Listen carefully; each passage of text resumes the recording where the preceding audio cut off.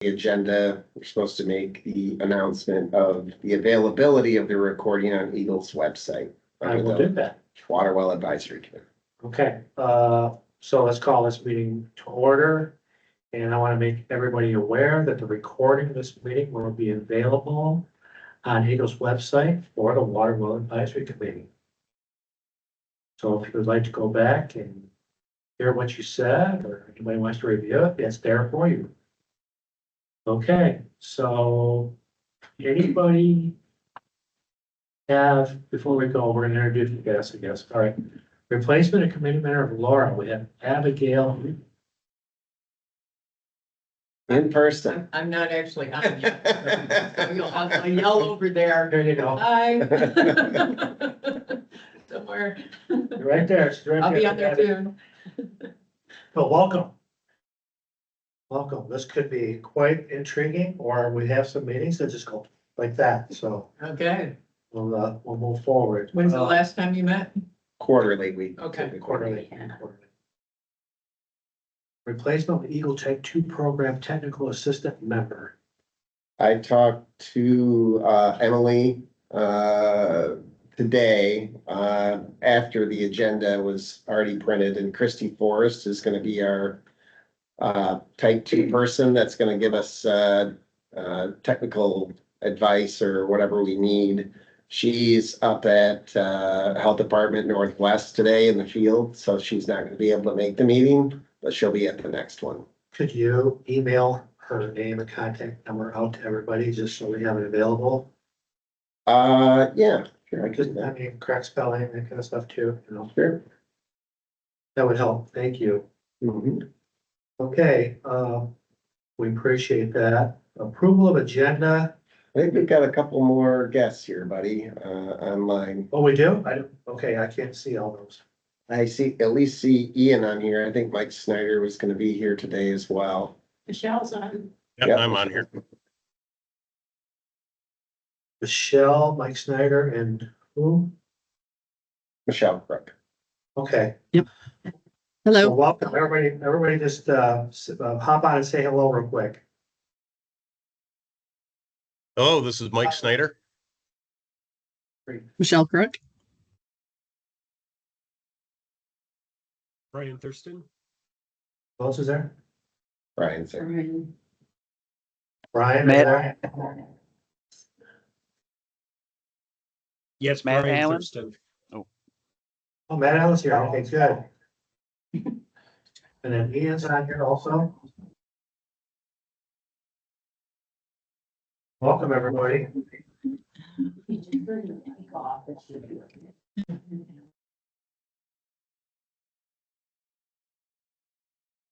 All right. We'll go to approval of agenda. Anybody have any additions, omissions, or problems with the agenda?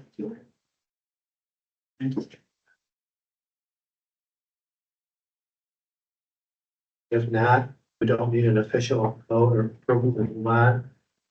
The nice thing about the recordings, and I used it for the first time, is you can go back and look over the minutes and see if they're accurate. And they are accurate. Anybody have anything that they'd like to discuss on the minutes that needs to be changed from the last meeting? Omitted, corrections? Okay, if not, we'll move forward. Eagle update. Hey, good afternoon. This is Dana DeBryan. I'm sorry I'm unable to be there in person today. I'm under the weather. Can you hear me okay, buddy? Okay, very good. My update's going to be brief, and I'll give an opportunity to turn it over to Brian Thurston, our division assistant division director here in a minute. Well, first of all, I wanted to welcome Abby Eaton from MDARD. I'm excited to have her as part of the committee. So I'm glad you could be there in person. I wanted to mention here to the group that last month at the Michigan Environmental Health Association annual conference, one of the speakers that spoke to the entire group, there was probably well over 200 folks in attendance on the last day on Friday. There was a speaker on geothermal drilling, and it was Brock Yordy. And Brock did a very nice job talking about the industry, geothermal drilling, the networks, and the future of geothermal.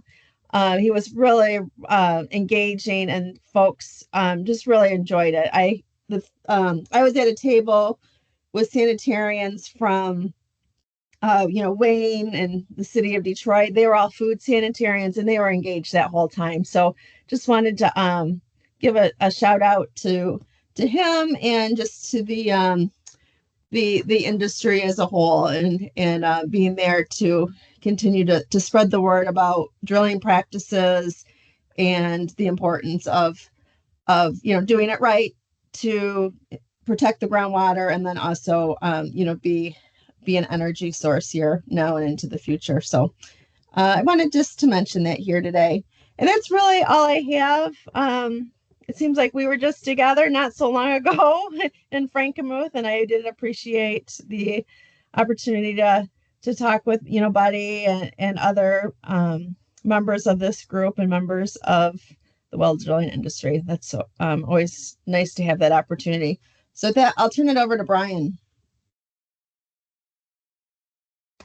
Thank you and welcome, everyone. I'm glad everybody could make it in for these important meetings, and so glad to see everyone working on this. The only other update I have is that we are working on a few of the policy procedures around the well construction side, predominantly just updating format, changing a little bit of things. We had some that had historically had some expiration dates on a few policies that went through there,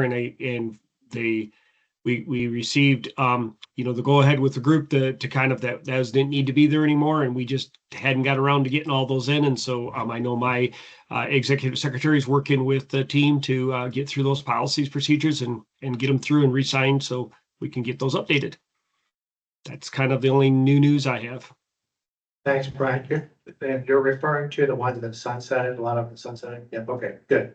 Yeah, the only one we're not doing we would have to go back to the one that was slant drilling, angular drilling that was going in the side there. That one there has some real public health implications that we are not planning to move forward on. We aren't going to just process that one through. If we want to do anything with that one would need to go back and relook at by a committee and set there. Some of the items within that it sets it in a situation where the finish point, the terminus point of that well is probably more of groundwater under the direct influence than what it would be groundwater, based on the way that is written. And we just are concerned that some cases wells could be installed in places that would be essentially under the direct influence, and in the procedures, we don't have public health protections listed within that policy to address those things. So those kind of things would have to do if that policy wanted to be updated. So we have rescinded that policy completely, but there was 4 other ones that had that same date on it. Those are we're doing minor amendments. The team's working on those, doing just some minor changes in there, but I don't think there's anything significant, mainly just changing the format and getting back out. Michigan Groundwater would agree with your position on that policy. No, thank you. Yep. Okay, good. Unfinished business, contractor enforcement update. Matt Allen, you are in the spotlight. All right, good afternoon. Thanks, buddy. We have one compliance agreement that we sent out in March that we are awaiting signature on. That was from a notice of intent conference that was held late last year. We have one well driller that was in a compliance agreement that violated it, and we are having kind of a discussion on appropriate actions and next steps on what that looks like. We have one notice of intent that's a new one that's being drafted. I believe it was sent out for kind of admin review and local health department review about a week and a half ago.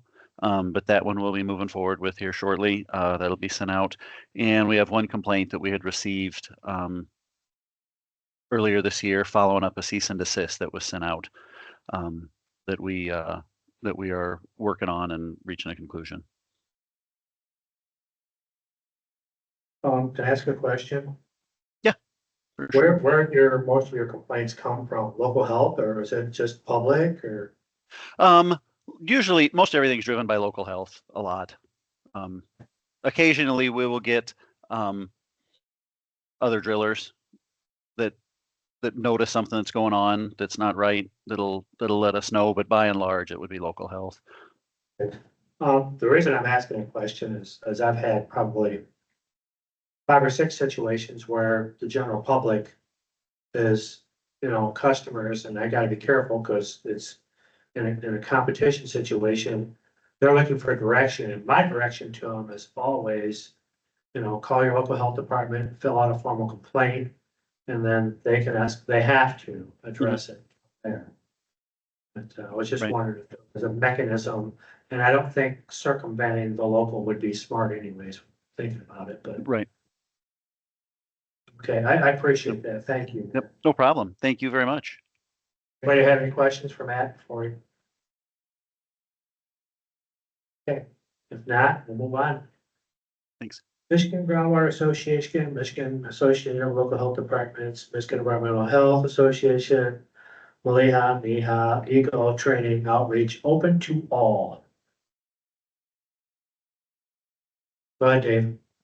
I have one thing that I just, wanted to talk about. I wanted to, thank Chad Brewer for, stepping up and giving us, a date for training.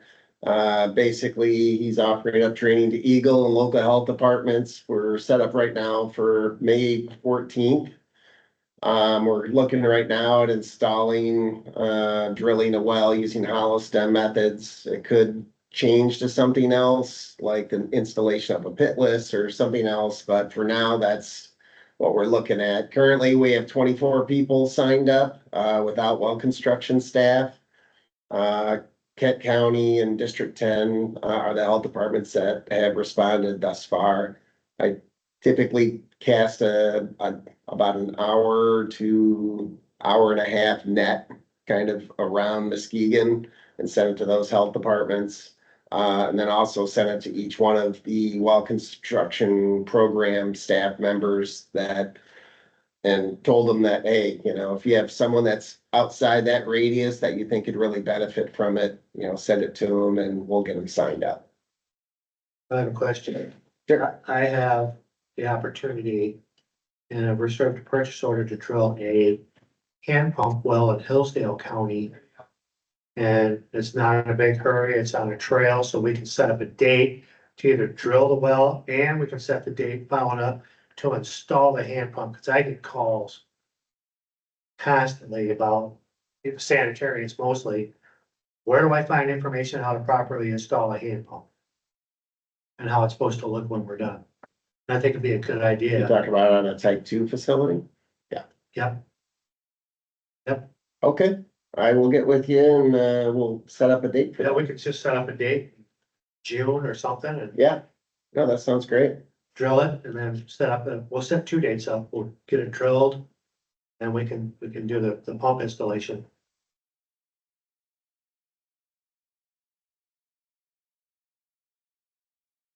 Chad, thank you, by the way. No problem.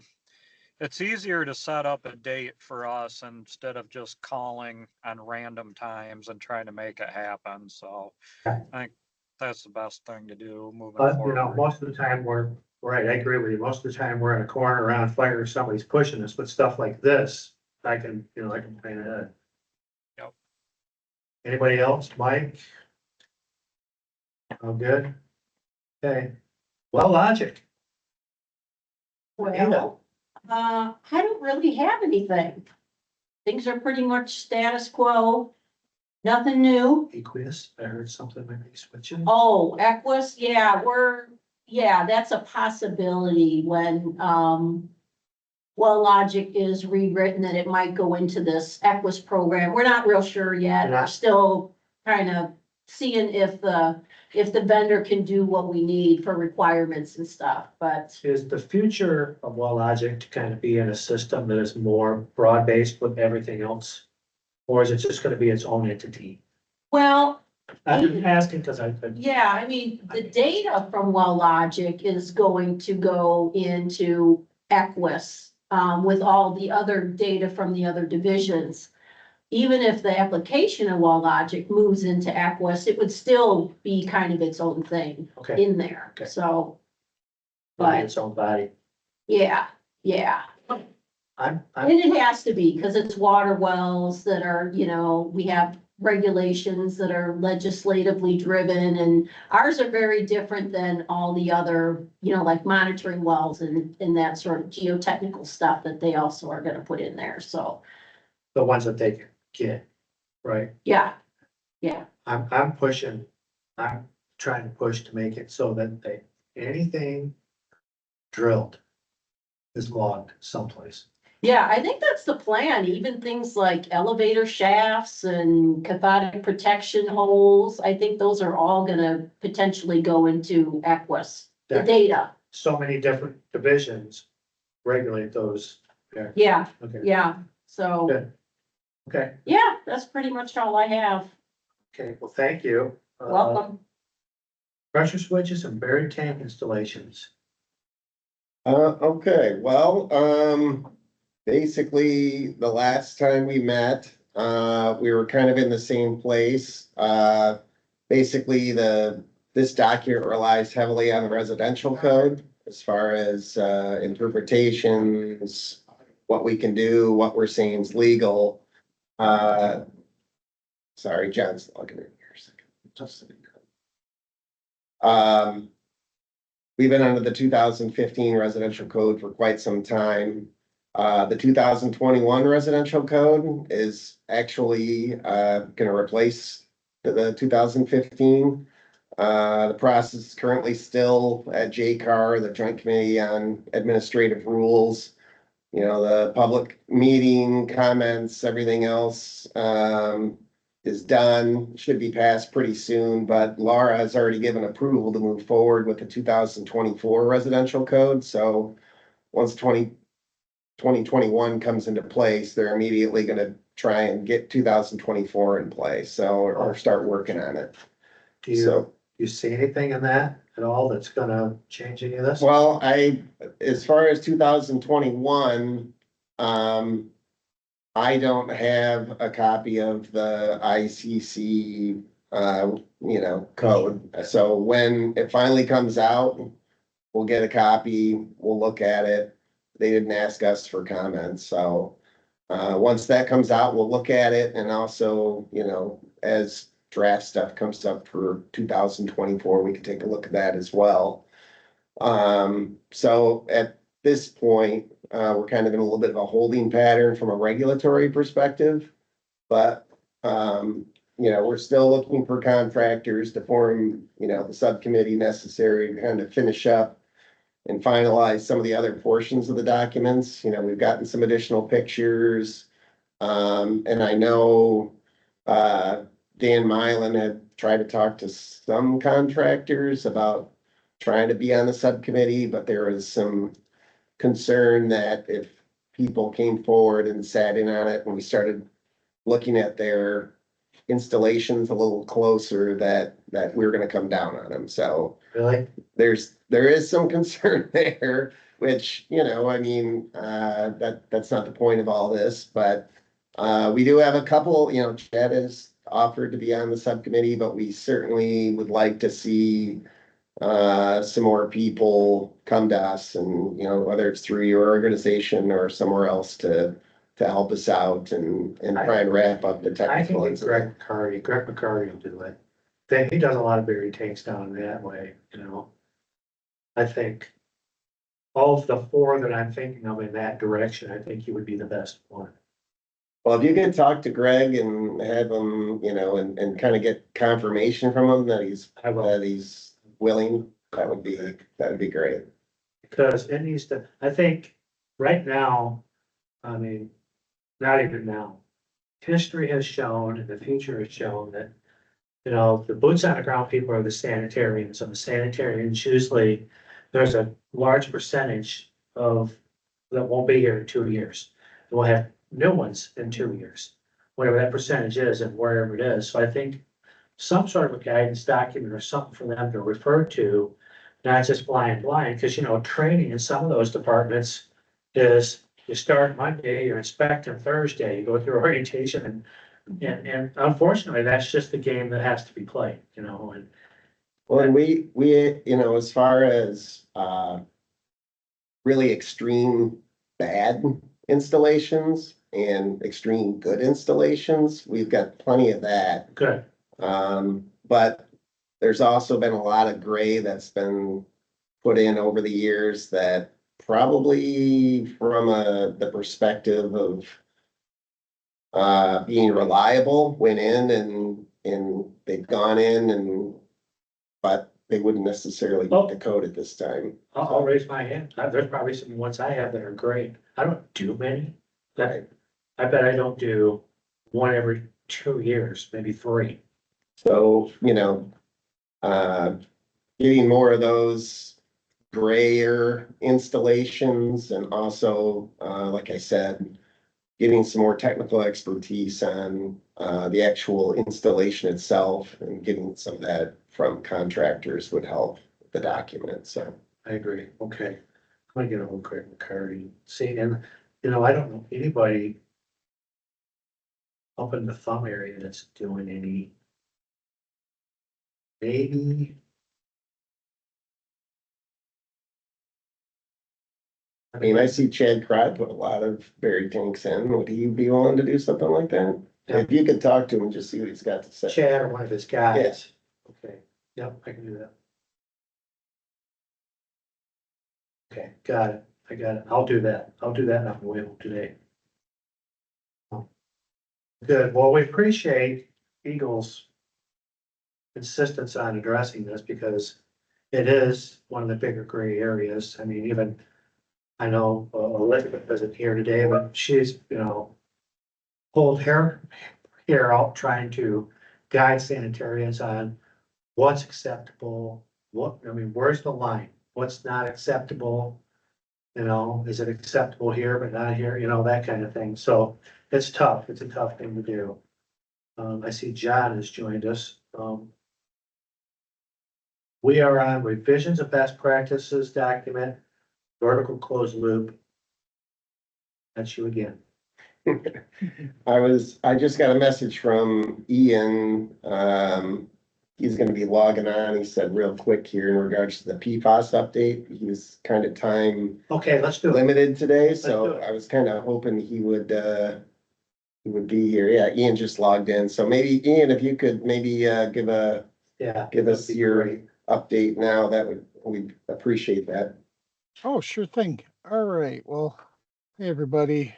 Thanks for having me again. Always glad to see you all. I've got some slides I'm going to go through, and a lot of the info that's on these slides is going to be stuff you're probably pretty familiar with. So I'm going to move through some of those slides fairly quickly. And what I want to focus on is what's new with regard to what's coming from the EPA, what EGLE has in mind with regard to PFAS, that sort of stuff. I'll provide the slide deck to you all after the fact. And if moving forward you have any questions for me, you want to get back with me, please don't hesitate.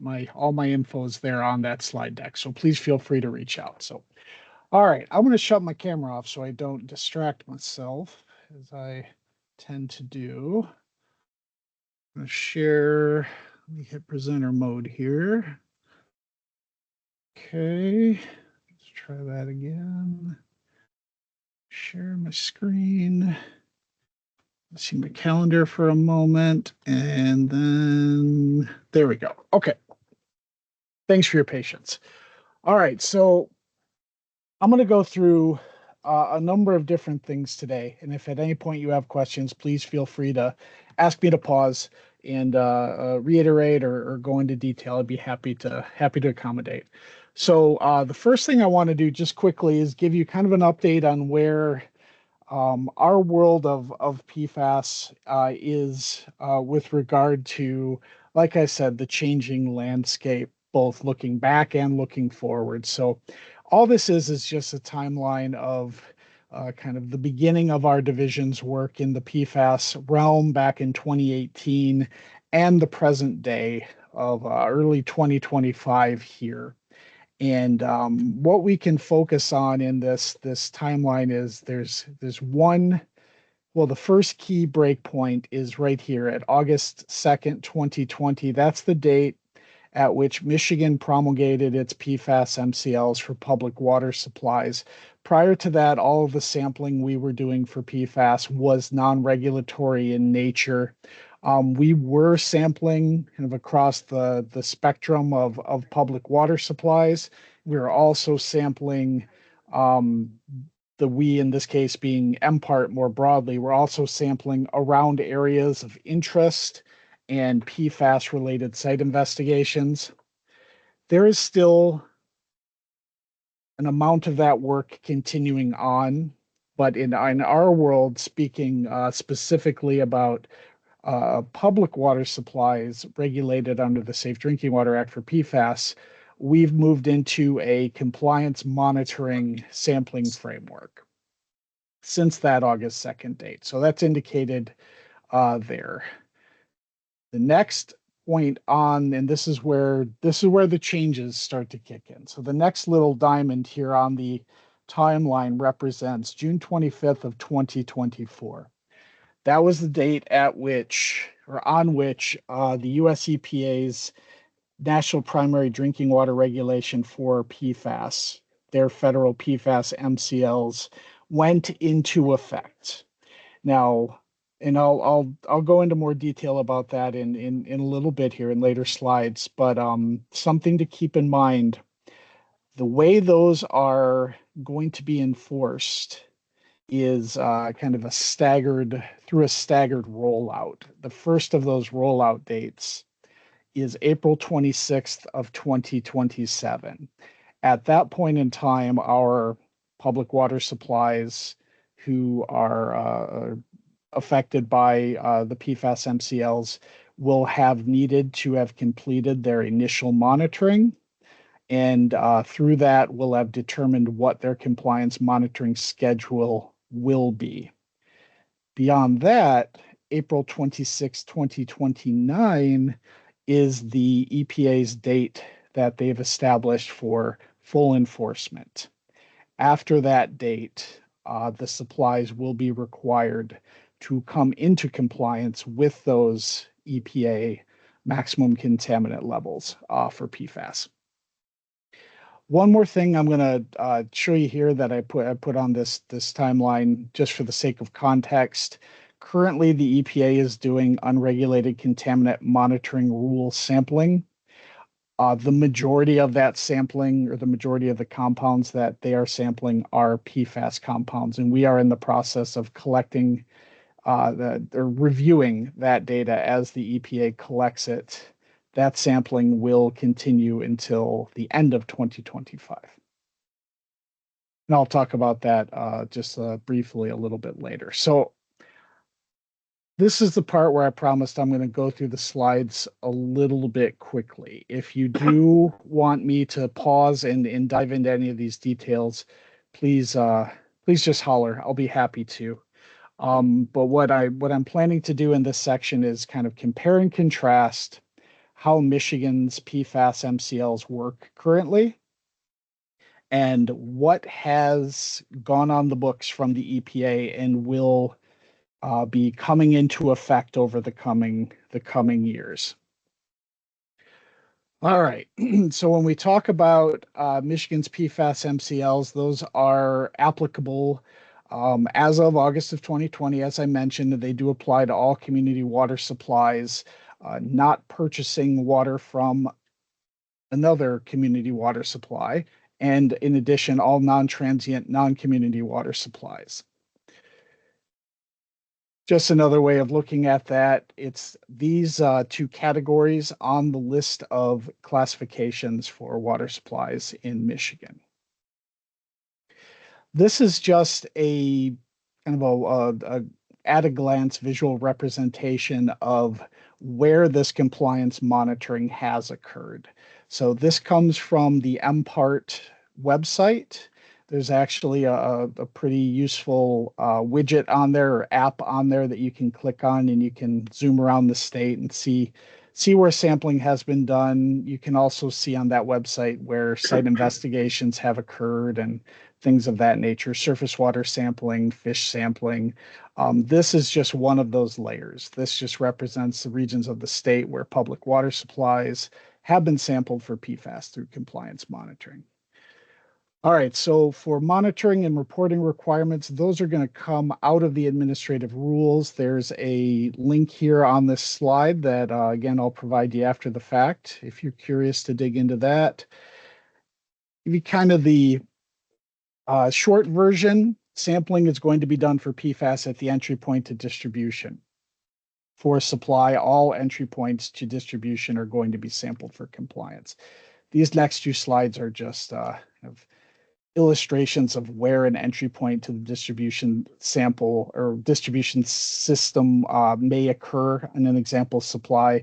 The main idea here is that you're looking at a point between the source, between treatment and distribution. So this drawing here represents a larger community water supply. You see your sources off to the left, going through a treatment plant. Sampling is done at the point where the treated water is entering distribution.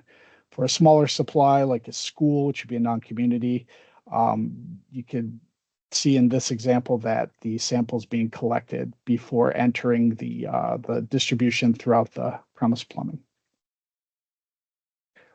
All right, Michigan's monitoring, as you all are likely aware, there are two options. Standard monitoring is going to be quarterly. Reduced monitoring is going to be annual. The way that you would move as a supply from quarterly monitoring to annual monitoring is through ongoing sampling and being able to demonstrate that your PFAS levels are consistently and reliably below the MCL. Mentioned that if there is a detection above the MCL, that supply is going to be put on quarterly and remain there until they can demonstrate they're below the MCLs. New supplies are required to demonstrate compliance prior to service and must also sample during the first full quarter after initial operations. Somebody have a question? I'm sorry. I heard somebody speak up. Sure. Because sampling is currently being taken place, are all facilities going to start on quarterly and then move to reduced sampling, or is it going to be based on samples taken before enforcement? And that's a great question. I'm almost there. That I got some potentially good news for you. Okay, go ahead. Yep. Nope. I like the way you're thinking. I know I'm giving it to you in kind of a roundabout way, but we'll get to the good stuff, I promise. So reporting requirements, the supplies report to either EGLE or the local public health department within the first 10 days of the month following the month when results are received, or within 10 days, the end of the monitoring period, whichever is sooner. All right, these are Michigan's levels. I just wanted to show those to you kind of as a reminder, because I'm going to show you the EPA ones in a moment, and theirs are different. I want to remind you that Michigan's compliance is determined based off a running annual average. The EPA's is as well. I just wanted to review that a little bit more about running annual average. Confirmation sampling, we reserve the right to require a confirmation sample in a case where there is a question about the sample received. If confirmation sampling occurs and the samples are both valid, those samples are averaged. Public notification, I'm putting this in here because the EPA version is very similar. So just as a reminder, if there's an exceedance of an MCL, Tier 2 public notice is going to be required. That notice is going to include some mandatory elements that are listed here below, including the health effects language taken right off the table in the administrative rules. If there is a failure to monitor, Tier 3 public notice is required for a community water supply. That can be accomplished through the consumer confidence reports. but for all water supplies, that notification is required within 1 year of the violation. All right, now let's get into the interesting stuff. So the EPA published their rules back in June of last year. They determined, just for the sake of background, that the way that they wanted to regulate PFAS federally was utilizing a maximum contaminant level. If you are so inclined, and I'd be happy to point you in the right direction if you are, this rule was published in the Federal Register on April 26th of 2024, and it went into effect 60 days following that publication. In that publication, EPA shared that they've determined there are health-based, non-enforceable maximum contaminant level goals for these compounds listed here, as well as mixtures of the 4 compounds listed at the end of that sentence. So individual MCL goals for PFOA, PFOS, PFHXS, HFPODA, and PFNA, and mixtures of PFHXS, PFNA, HFPODA, and PFBS. That's a little different than what we do. And I'll talk a little bit once we're done here. I'd be happy to answer questions and talk a little bit about how Michigan is potentially approaching that nuance. Using those MCLGs, EPA developed enforceable MCLs for 5 individual compounds and mixtures of the 4. Good news, the analytical methods we've been using in state, those are the ones that the EPA has approved, 533 and 537.1, for compliance monitoring purposes. This slide just lists the MCLs. You'll notice that right off the bat, PFOA and PFOS are lower than what we've had on the books now for about 5 years. Our PFOA MCL is 8. Our PFOS MCL is 16. EPA has opted for 4.0 in each case. And that 0.0 is important in that it changes the rounding rules. So an exceedance now, for example, 4.4 would not be, I'm sorry, take that back. 4.1 would be an exceedance, whereas in the past, to get an exceedance, let's say the MCL was 8, you would need to be at 8.5 to technically exceed that level. So there is a nuanced difference there in the way that rounding will be done in this rule. The other individual levels are, some are lower, some are higher. Michigan is in the process of determining what our strategy will be for updating our rules. We will take that fact into account. You'll also notice that there are fewer individual MCLs listed here than what Michigan currently regulates. That also will be taken into account. All right, and the MCL for hazard index is 1. I won't go too deep into the math, but the hazard index is a way of balancing out detections of multiple compounds, weighting them against comparison values, and then determining whether that mixture exceeds the MCL. All right. I realized before I started, I never asked Dave how much time I had here. How much time do you? You have whatever time there. We hadn't put any kind of All time. right. All right. I appreciate it. Well, that's dangerous. You just all let me know. You let me know when it's too much. All right. All right. So here's where, buddy, your question was, is everybody going to have to go on to standard monitoring, quarterly monitoring when the federal rules kick in? The short answer is no. The way that is determined is a little complex, but I'm going to go through it. Let me know if you need any clarification. The good news is Michigan has a plethora of PFAS data. We've been collecting compliance monitoring data for years. The EPA has let us know that anything collected from I think, January 1st of 2019 on that meets those analytical methods I listed on the earlier slide potentially counts as an initial monitoring result. And this is where it gets a little fuzzy. So I'm still wrapping my head around this, so don't feel bad if this sounds strange.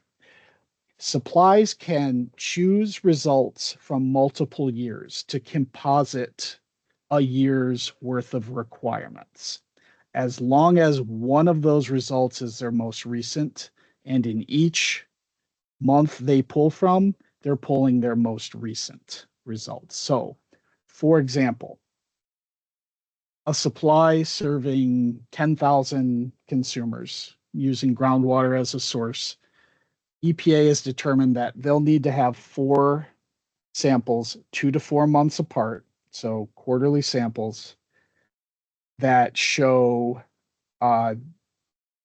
PFAS detections using 533 or 537.1 prior to having their compliance schedule determined.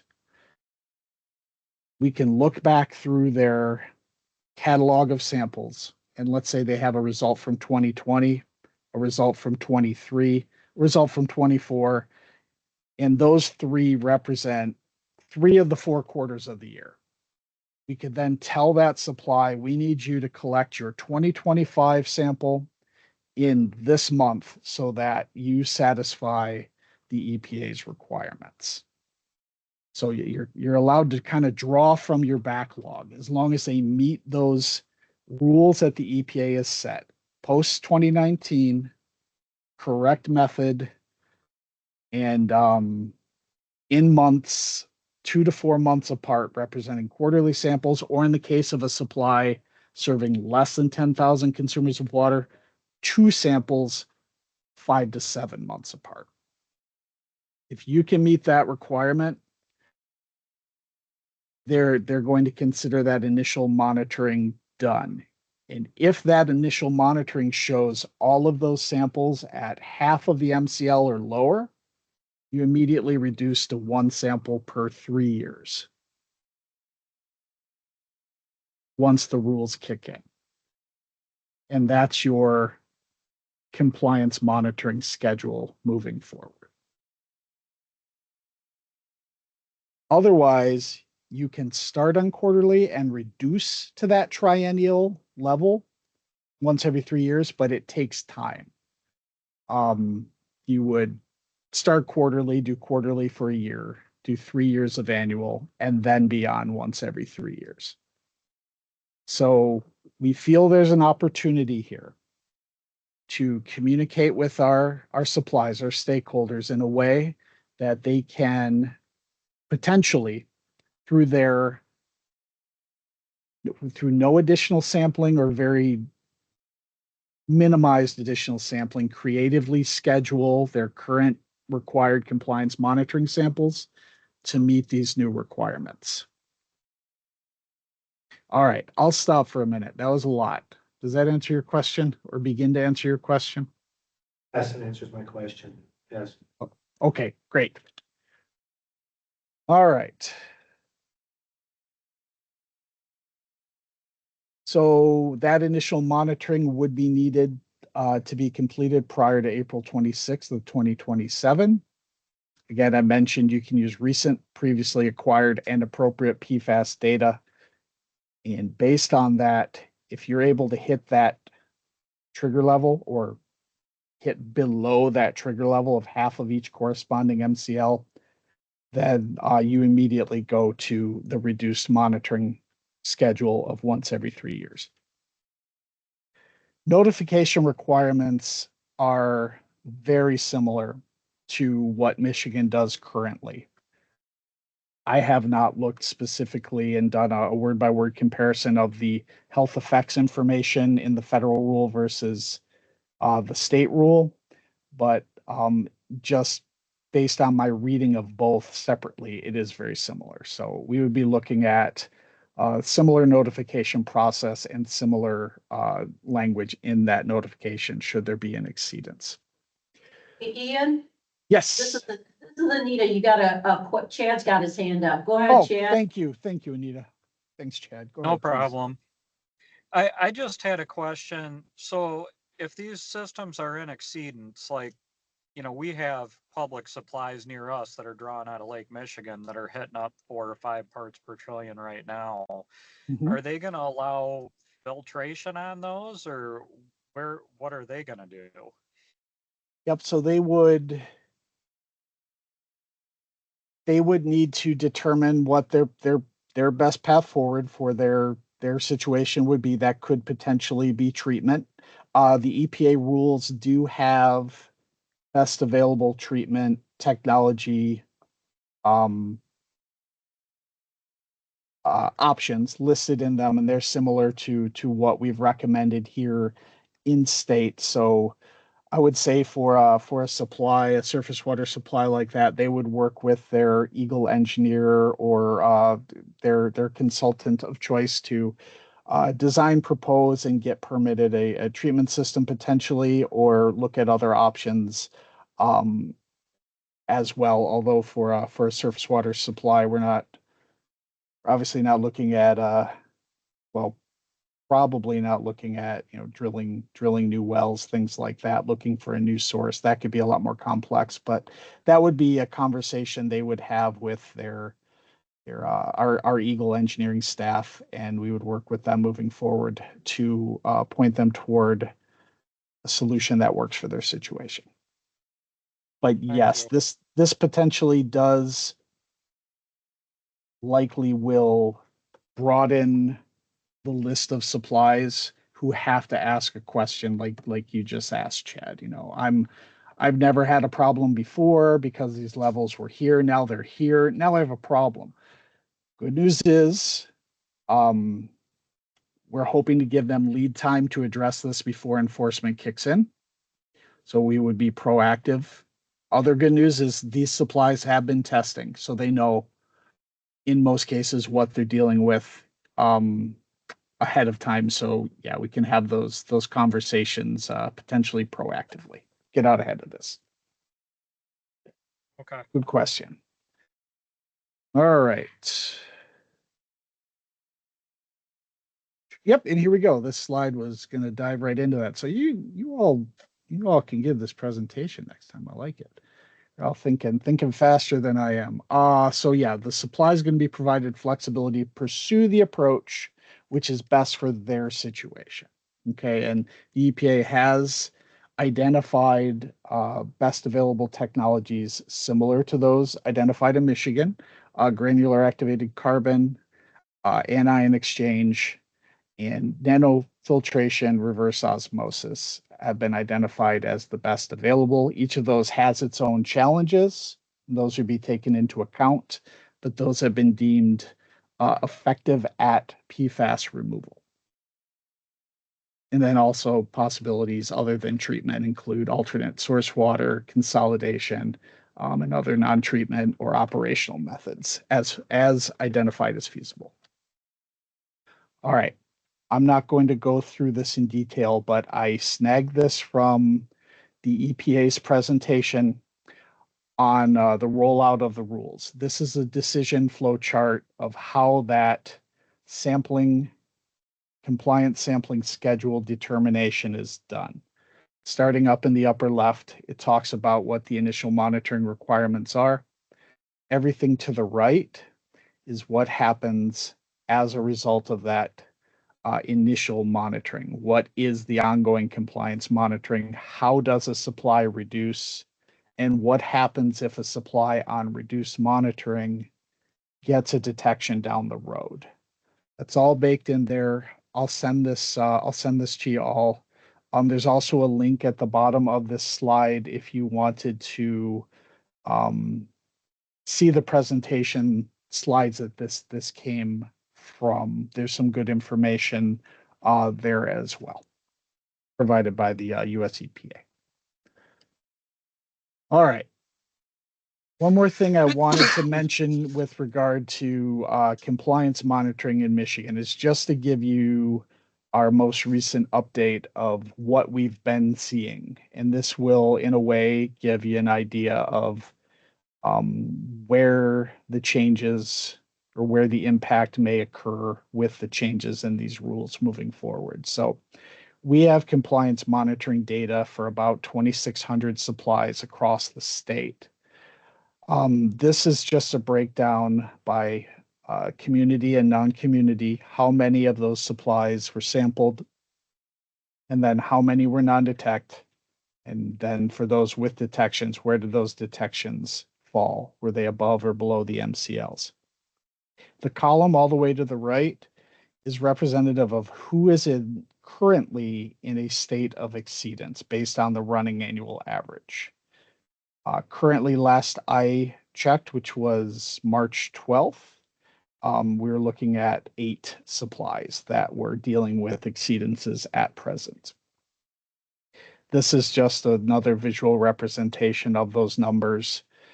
You can see that tiny blue sliver there, that's the number of supplies who have had a detection at one point or another above one or more of Michigan's PFAS MCLs, not necessarily an exceedance by running annual average, but just a detection. When those numbers do drop, especially for PFOA and PFOS, that blue slice will change from about 1.6% to something closer, if my memory serves me correctly, to 6, 7, or 8%. The number of supplies potentially in exceedance based on a running annual average is lower than that, but still will increase from 8 potentially to a higher number. All right. I won't dive into that for the moment. Okay. I included some slides here on what we've been doing outside of the rules. I'm not going to talk too much about it other than just to point out, if you're curious, there is data in here. We've been doing surface water, supplies using surface water. We've been monitoring water coming into the intakes for the past several years. This chart just shows the variability in those PFAS detections in untreated water at those supplies over that period of time.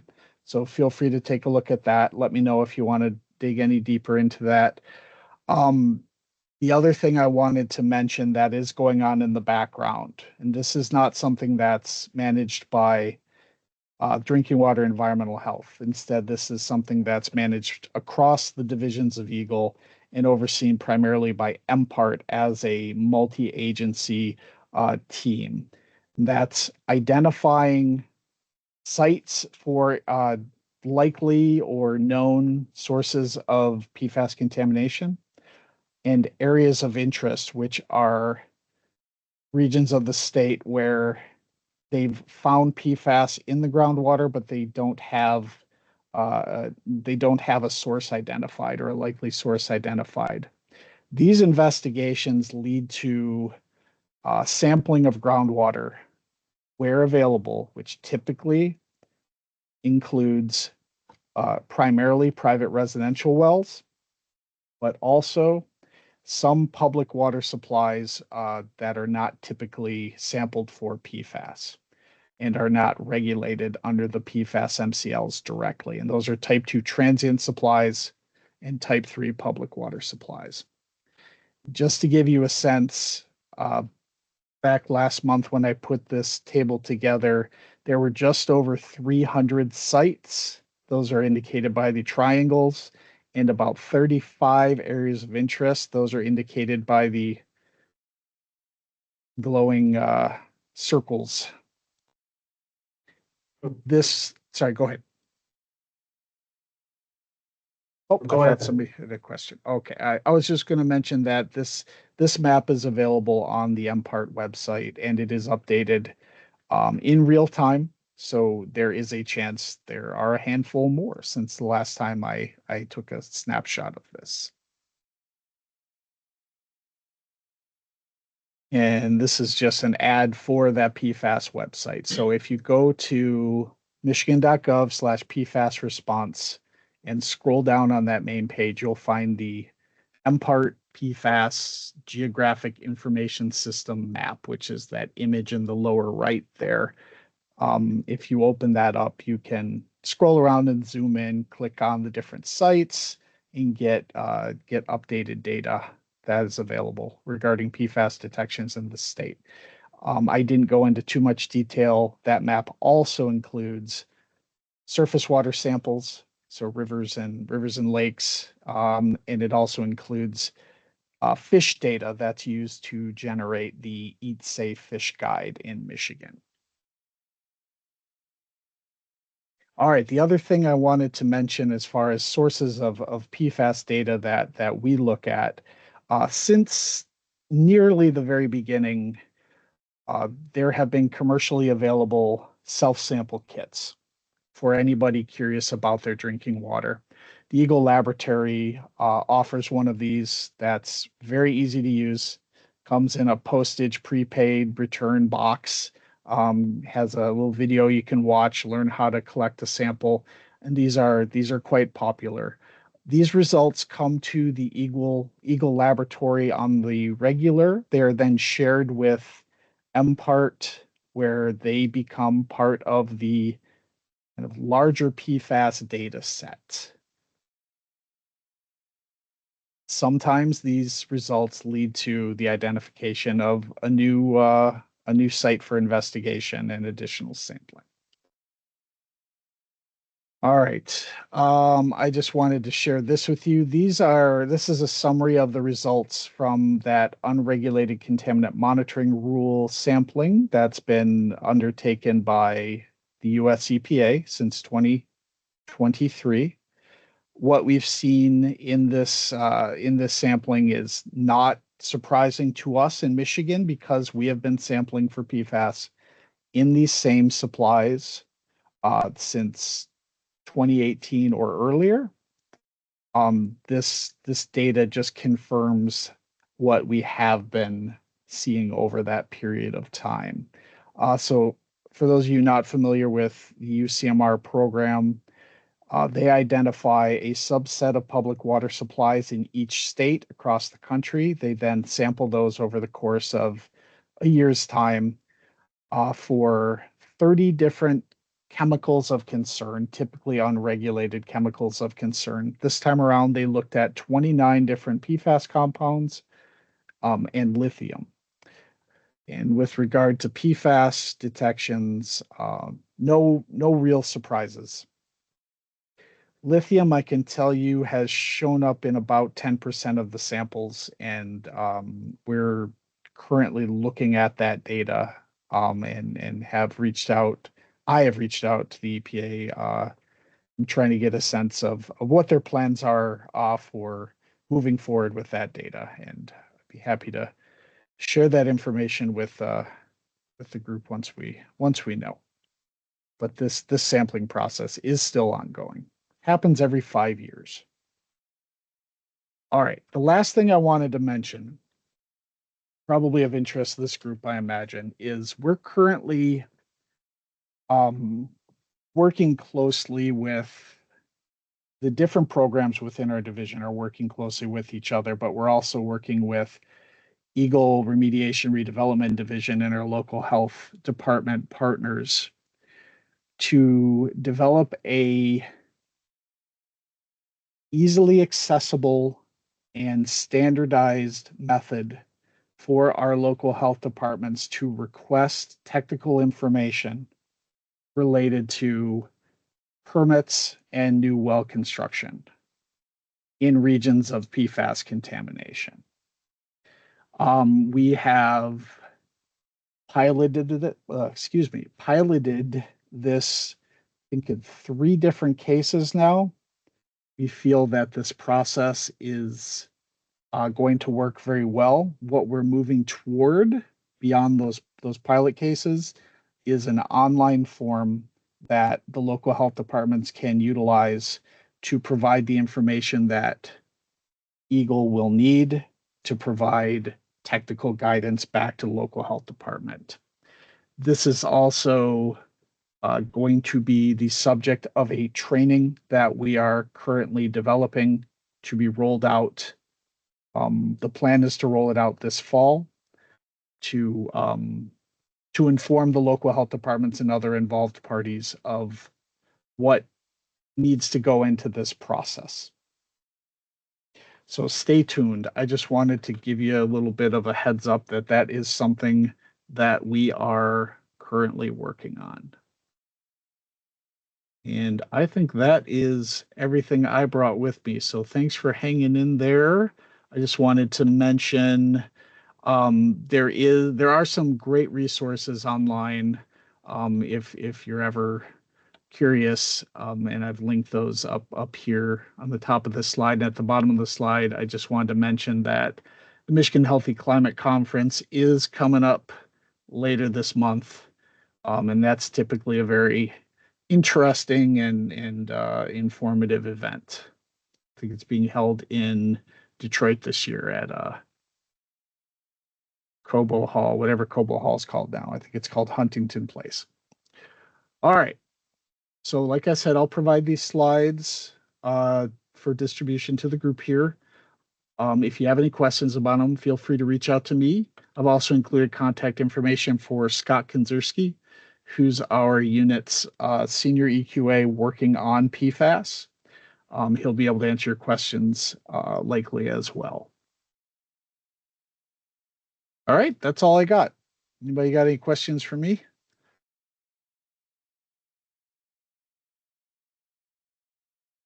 I know I threw a lot at you.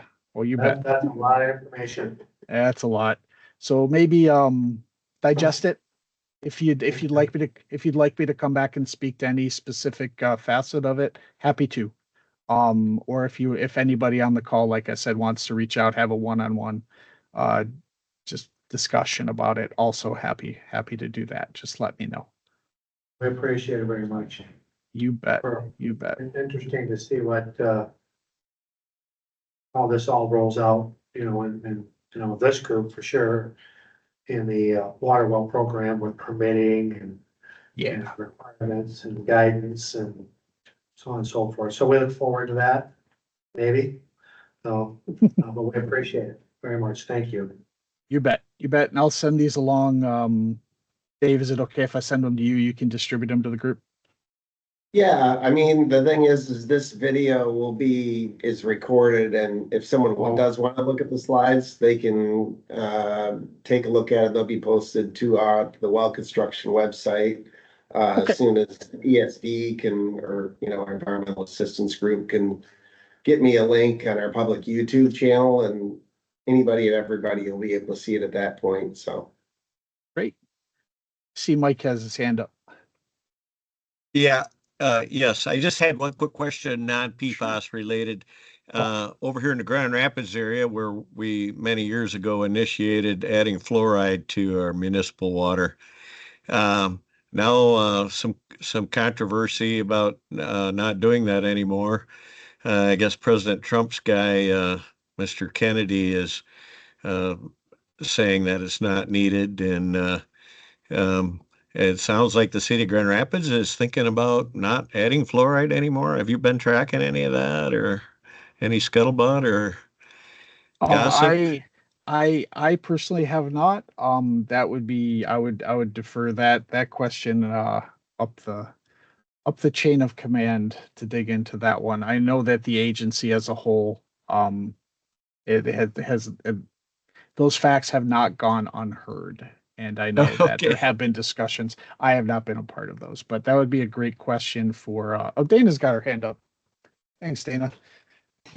Yeah, I was just going to add that just recently, EGLE in conjunction with DHHS has put out like a press release stating our support of fluoride in public water supplies and the benefits of fluoride. So if I can quickly find that, I will put that in the chat, that link.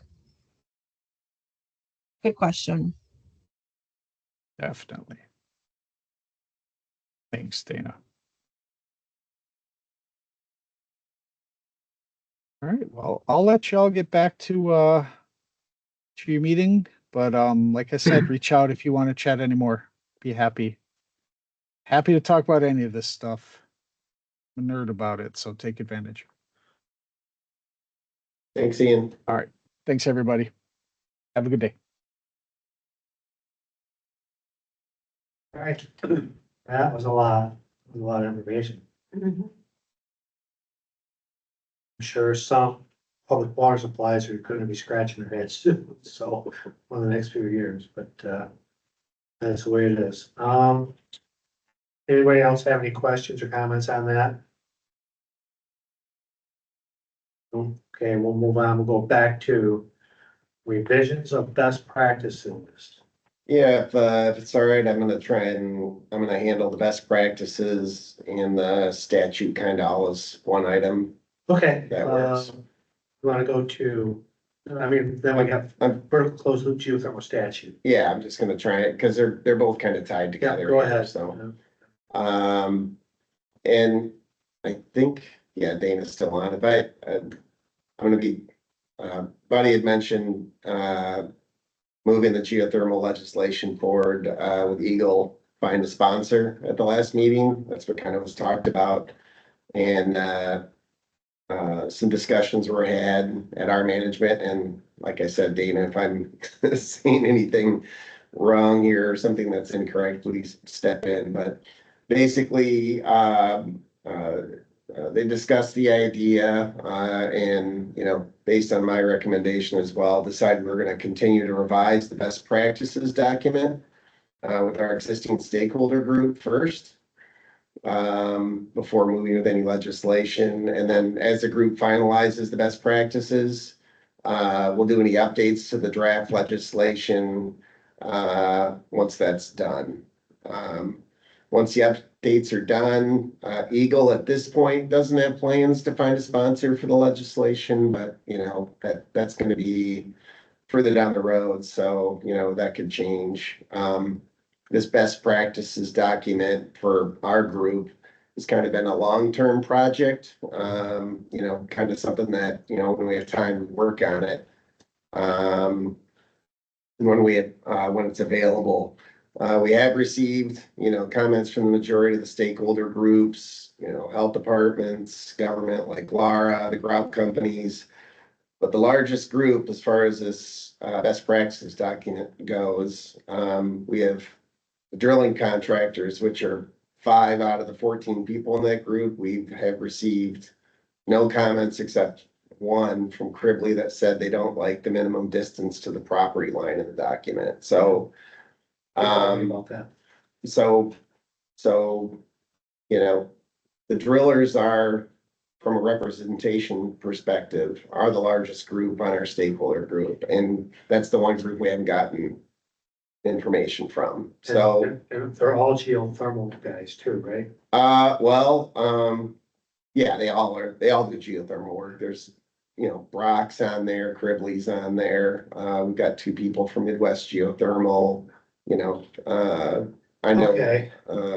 So, moving forward, obviously we'll, once the comments are fully incorporated into the draft, hopefully then we can get some more buy-in. But if we can get something more upfront, I mean, we still have some IGSPA things in there that I know you guys have a problem with. And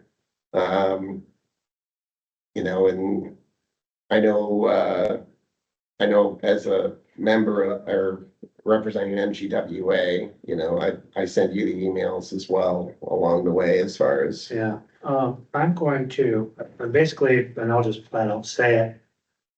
I'm gonna contact the ones on the work group and just say, hey, if you guys don't comment, we'll go forward thinking that you're okay with everything in here.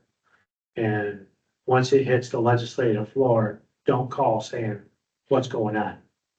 I mean, this is the best practices document, which will eventually. I agree, but Amen. I mean, the ultimate goal, and I'm just gonna flat say it, we have an administration right now that I believe is proper to get this done.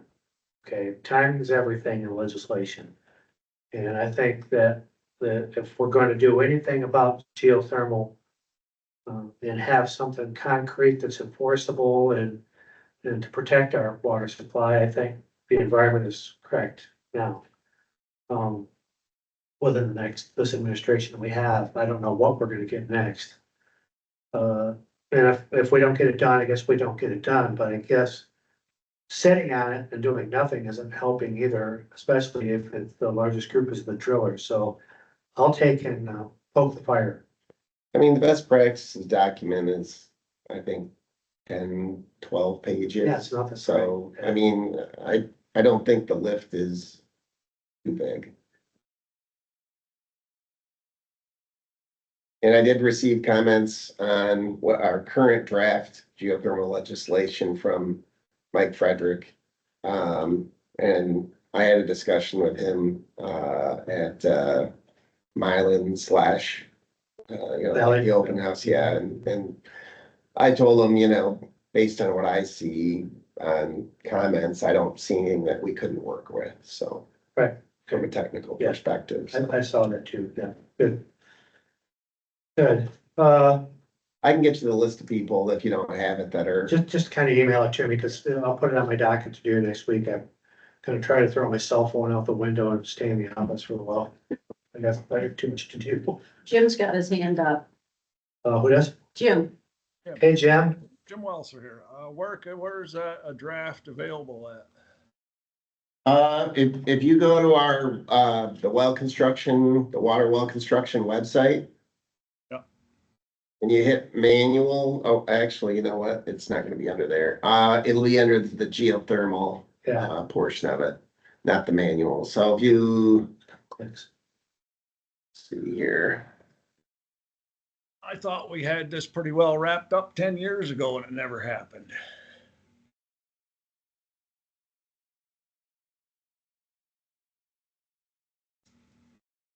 I don't want to mention any names, but I know who. Stay. go to program resources, Dave. Yeah, I'm getting the website right now. Okay, and then geothermal. Yeah, yeah, program resources, geothermal heat pumps, guidance material, best practices is right there. Okay, I'll look into it. Okay, thank you. Yeah, this has been a long time coming. Long time. I did 36 years ago, I did a job, and Don Keats actually came out to the job and wanted to see how we were grouting them and stuff. Been waiting for some regulations since.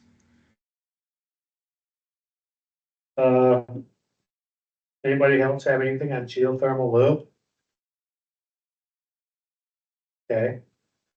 So now we're on sewage patch, The swedge patch, or the switch. swedge, yeah. Last time we met, we had a discussion about the patch, whether or not the patch was legal. For use according to the Safe Drinking Water Act and the Well Code and Type 1 wells. Does anyone kind of need a little refresher on what it was or what it is? I don't, but I had no idea. Okay. Yeah, I need Yeah. a refresher. If everyone can see me here, I'm pretty sure they can. Just simply, when there's a small hole in the casing, basically they take a piece of stainless steel that's kind of accordioned down, and they stick a rubber, basically, steel around the outside of it. They kind of put that down to the area where, that hole in the casing is. And they basically use an expander, and they take that stainless steel and basically expand it up against the sides or push it up against the sides of the casing. And that rubber basically makes it waterproof, and the stainless is the thing that gives it, structure. So anyways, Grand Rapids District, they, along with me, we're going through the process with Peerless Midwest as to whether or not this could be used in Michigan. So I can kind of go through the process that I know you had said you kind of wanted us to go through what our process was and where we ended up. So yes, yeah. I put some notes here together for that. Basically, the well code provides, specifications on black and galvanized steel and PVC. And then, it also talks about, what's casing, what's liner, that kind of thing. Uh, and pretty much what we call casing and liner is pretty much the same except for PVC, less than 5 inches. Can be liner, but not casing. But the well code doesn't have an allowance for the use of stainless steel liners, and we don't have any kind of specifications. So I went to some other states, like Florida, which does allow the use of stainless steel. And they have specifications, ASTM, stuff like that in their well code.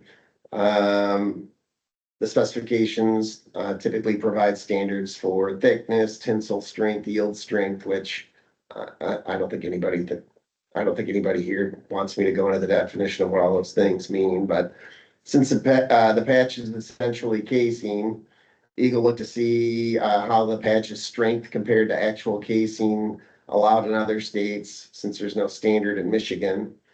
They gave us a spec sheet on this patch and indicated that it was compliance with ASTM A312, which is used for, that's a stainless steel spec.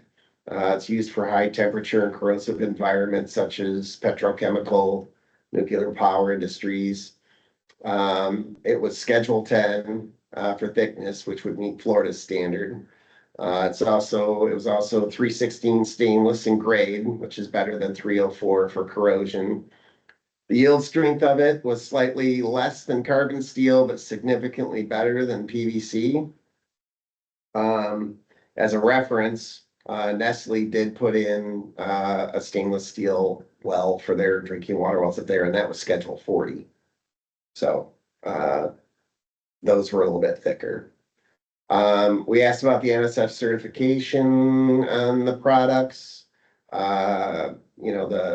The stainless steel itself and the rubber piece, which had recently expired. Brandon Onan, who's kind of Brian's position on the community water side, stated that there could be an allowance for this product if no others were available regarding that certification, since it is slightly expired, that, we could potentially still use it.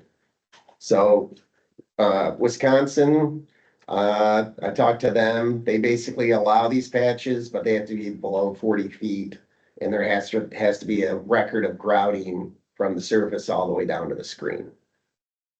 So Wisconsin does allow for them, as long as certain conditions are met, like the patch has to be lower than 60 feet below the ground, and the whole casing has to be grouted. They have to have a grounding record on. Yes. No grounding record, you can't do it. Yes. Okay, gotcha. So the specifics on this well, where the patch was to be installed, where the area and the casing came together. So it wasn't in the top 25 feet or anything like that, which is what we were concerned about. The well was 193 feet deep. The well was drilled, rotary drilled in 2016. It was 16-inch and grouted down to the screen with neat cement. The screen was welded onto the casing, and the hole was about 2 inches wide and about a ½ inch high. And they thought that the hole had developed due to the cathodic issue. So it was given approval for use based on, the conditions that I just described above and where it was located in the screen. But as a condition of approval, the community agreed to downhole camera every 3 years to inspect.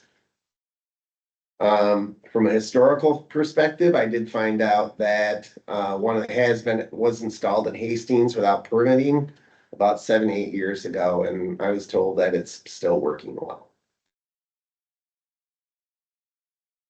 Does the camera video have to be submitted to EGLE or to local?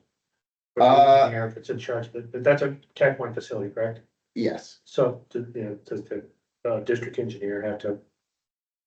I didn't get those details that was a discussion we had after I was out, so about what appropriate documentation. I'm assuming that Peerless, who was the contractor, would be doing the downhole camera work, and if they ran into any problems, they'd let the district know. But we asked for the video from Peerless to take a look at the hole, and they were going to make that available. So So now we have precedent. yeah.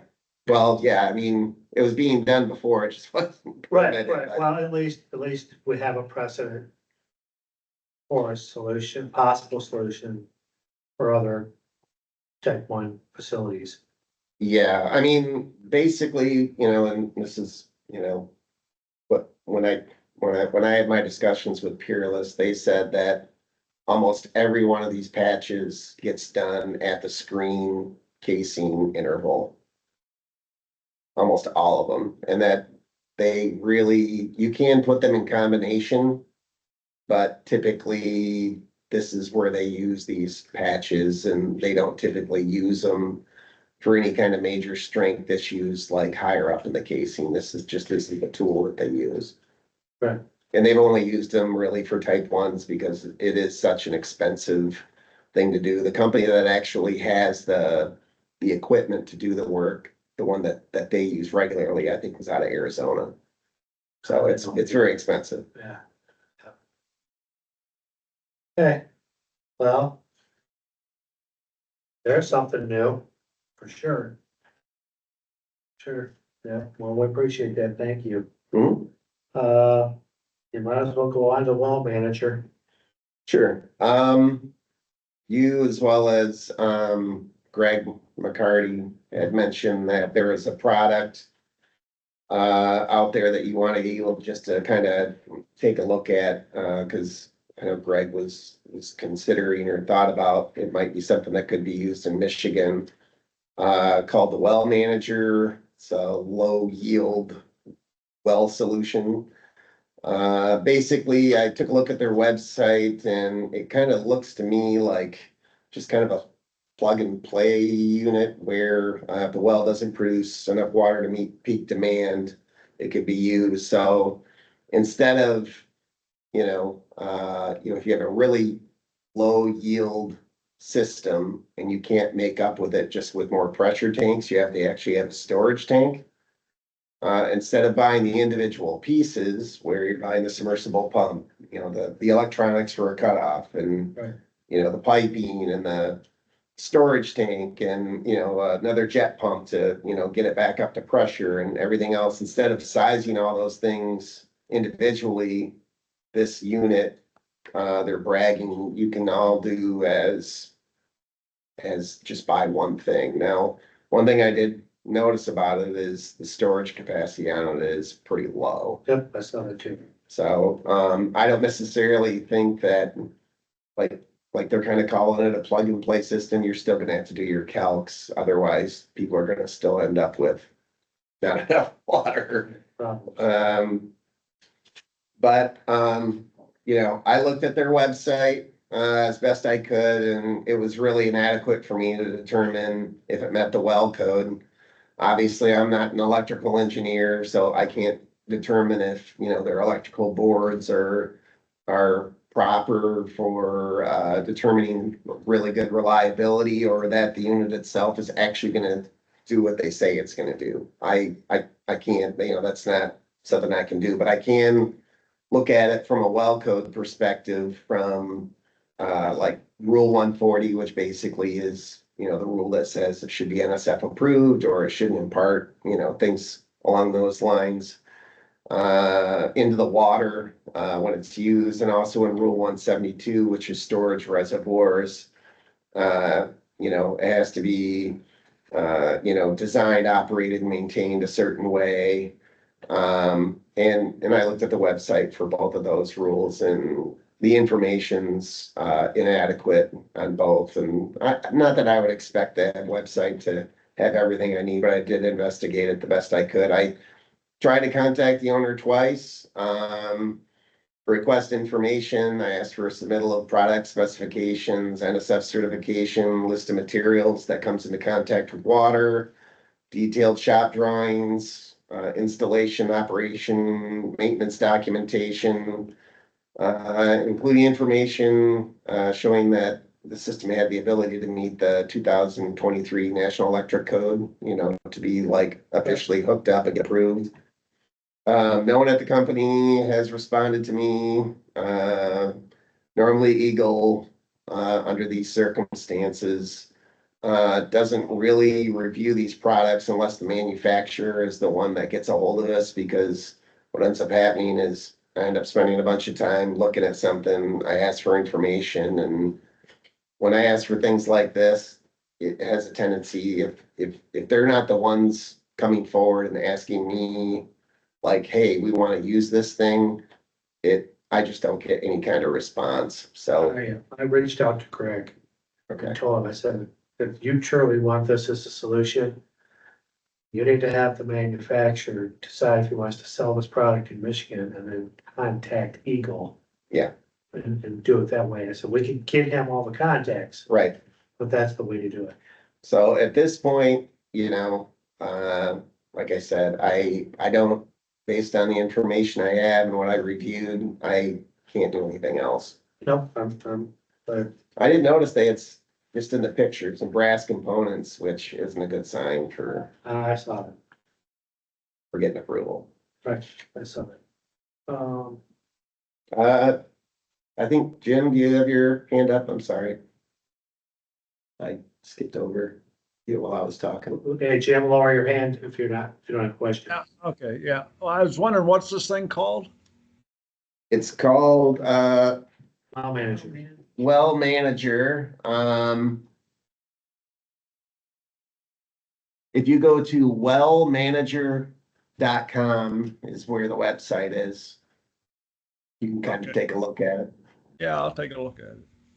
It's got a low producing area over there. Yeah, yeah. We're in a low volume neighborhood here, so. Yes, you are. Yeah, like I said, the tanks are pretty small, like most of them are, I think, 2 by 3 by 5, the tank Yeah, I itself can't see them being more than 300 gallons maybe. at the most. Yeah, So in some instances it may work, but you really still have to size everything up. right. Be interesting to look at. Yeah. Thank you. Well, Dave, you're on for contractor Yeah. examination information.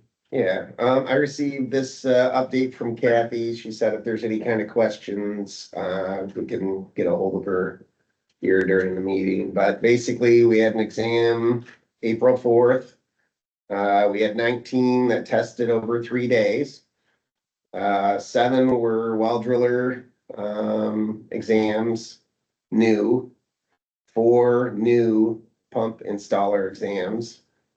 Five of them were pump installers taking the well driller section. And 3 exam retakes of various sections. As of the date right now, final results aren't out. Obviously, that was, less than a week ago. Yeah, so, what happened, but. Yeah. So we had 7 new registered water well contractors take the exam. Yep, 4 4 new pump installers. and then 5 that were updating Yeah. to Going from- registration, Yep, from pump installers to well drillers. and 3 retakes. Yep. Of sections. Okay. Nice. And then August 4th is our application deadline for the next exam, which is October 3rd.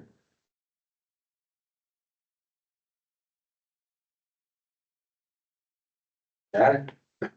Nice. Okay. Part 111. So I attached it to the agenda, just kind of I'm hoping everybody got a chance to take a look at, I tried to summarize the issue the best I could on the first page.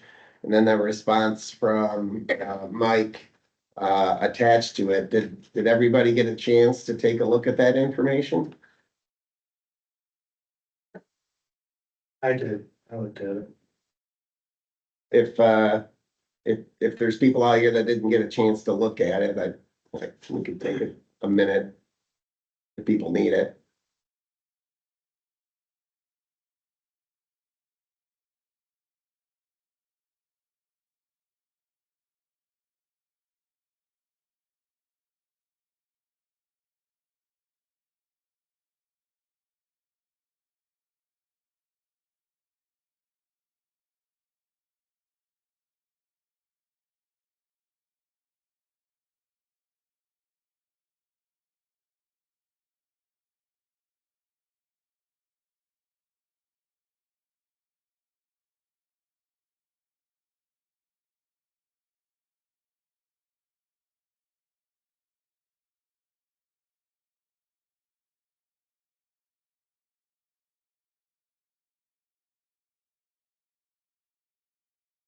If anybody needs more time, let me know. It's no big deal. So I know at the end I said that, EGLE staff and management completed discussions and provided recommendations to the health department afterwards. I had that response here, but to be perfectly honest with you, I was kind of hoping we could just have an open discussion about the topic first before I share that. I Yeah. think that's fair, but I wanted to also, to give the health department an opportunity to kind of start things out or kick things off, either Mike or Ian or both, and kind of go from there. All right. Well, thank you, Dave, and thank you, Advisory Committee, for giving us the opportunity to address this topic. My name's Mike Snyder. I'm the health officer for Public Health Delta Menominee counties up here in the Upper Peninsula. Also joining me today is Ian Nelson. He's our Director of Environmental Health. The issue of deepening existing bedrock wells has always been a concern in our health jurisdiction. Greater than 95% of all water wells that are constructed in Delta Menominee counties terminate in bedrock. We don't have a lot of overburden here in our health jurisdiction. We have multiple aquifers within the bedrock formations separated by an aquiclude. Typically what we see is a blue shale formation. And the protection of our groundwater sources, resources has always been a main priority for public health Delta Menominee counties. I've been here 31 years, and even before me, the protection of our groundwater resources, because they are susceptible to contamination. We have many areas of special well construction due to groundwater contamination in the upper aquifers.